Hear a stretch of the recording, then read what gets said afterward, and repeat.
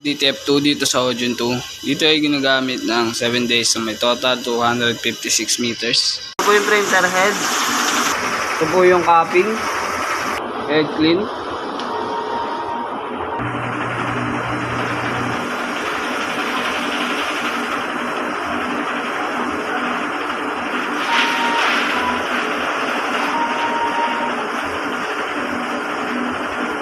Nozzle check. Nozzle check.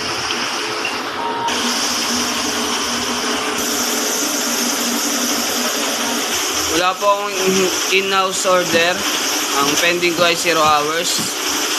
Wala rin po akong branch fulfillment. Ink system, tama lang. Waste tank ay nilinis kahapon.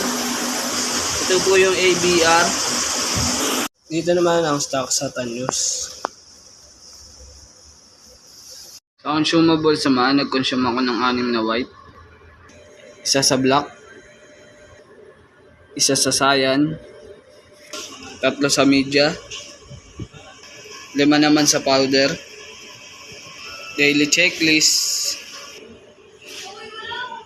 Ito naman po yung daily output. Yun lamang po. Maraming salamat.